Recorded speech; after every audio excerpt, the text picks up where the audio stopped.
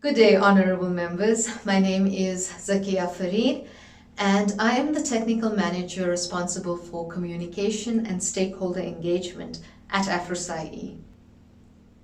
As a bit of background, AFROSAI-E designs and deploys capacity building initiatives to 26 Supreme Audit institutions, or as we refer to them, SAIs, in Africa. These initiatives are crafted to address the needs of SAIs that would result in desirable outcomes for the public sector. We offer technical support and training on the full functioning of a SAI, from the various audit areas to operational areas like leadership development, human resources, and stakeholder engagement. One of the tools we use to assess the progress and the needs in the region is the Institutional Capacity Building Framework, or ICBF. This framework has 5 domains that represent a fully functional SAI environment. Every year, our member SAIs are required to complete and submit a self-assessment questionnaire based on the ICBF. The analysis of the responses indicates areas where our members are doing well and where there is room for improvement. It also indicates where we can provide additional capacity building initiatives.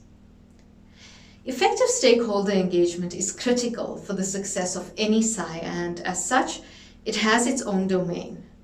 We do not, however, look at it in isolation. Stakeholder engagement has a home in all of the domains. Now, public accounts committees are part of the primary stakeholder group for SAIs. And as such, effective engagements are bound to impact the broader outcomes for both stakeholders. In the system of accountability, we maintain that the SAI and the PAC should regard each other as partner institutions. Your work depends on the SAI's findings and assessments on financial compliance, performance, and other audit results. And by the same token, it will be difficult for the SAI to hold government entities accountable without the PAC transmitting the audit results into the sphere of Parliament. US politicians also have access to your constituencies, and you have a feel for their needs and priorities. You also have the ability to shape messages to broaden public awareness with your constituents through media and civil society organizations. The one common goal you and the SAI have is to make a positive difference in the lives of citizens. Now, without going into too much detail, I will share aspects of the guidance we have developed for our member SAIs to promote effective engagements with yourselves, the PAC. In a nutshell, our guidance covers capacity building for both stakeholders to understand the other's environment, cooperation along the audit process, connecting with a new PAC or new PAC members, going beyond the standard processes to achieve greater objectives together, and of course, how to respond to challenges and what the indicators for success are. I want to very briefly talk through a few important elements in the guidance where we feel your understanding and cooperation will benefit both you and the SAI. To establish and maintain a productive relationship, we ask SAIs to develop an understanding of how the PACs function within the parliamentary structures in their respective countries. By the same token, we encourage the SAIs to offer workshops and visits for PAC members, including the clerks, for you to understand the SAI environment, who the key contact points are, and what the audit process entails, and also how to read and interpret the audit reports. In this way, both stakeholders can also establish realistic expectations of each other. In maintaining a seamless channel with the PAC, we've identified the clerks as the strongest link to your office.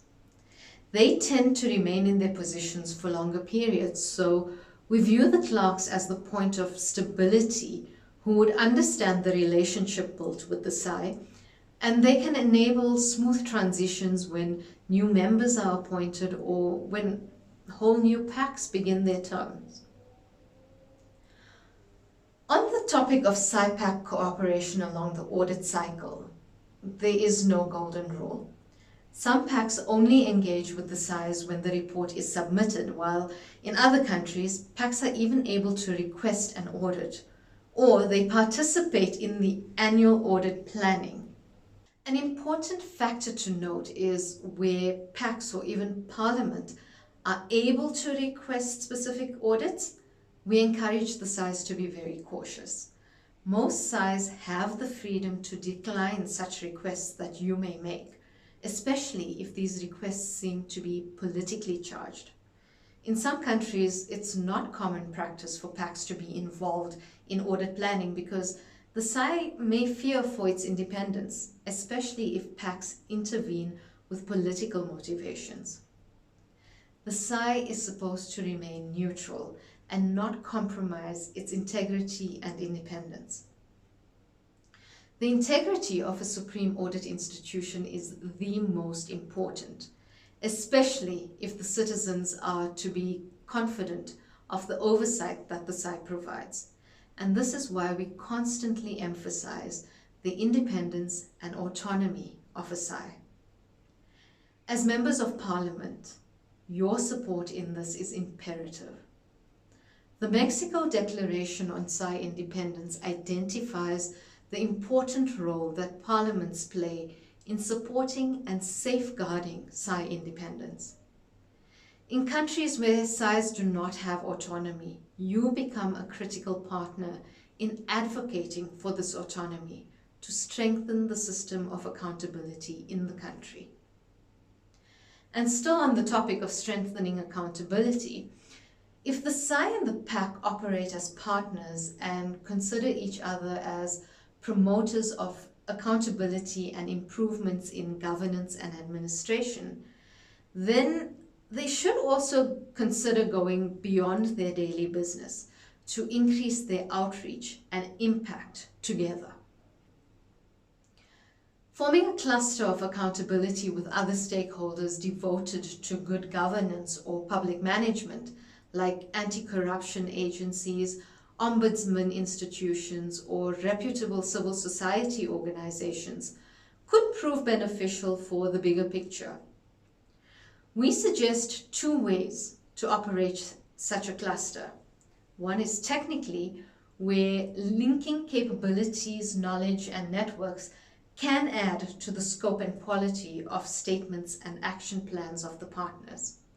And the other is politically, where the cluster gains more visibility and traction than the SAI or the PAC would on their own.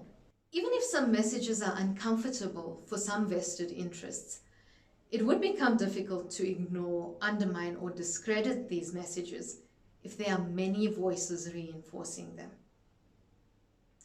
Now, the guidance offers so many other areas of engagement with the PAC, but I want to mention a final important one that we expect our members to engage closely with you on, and this is the follow-up of recommendations.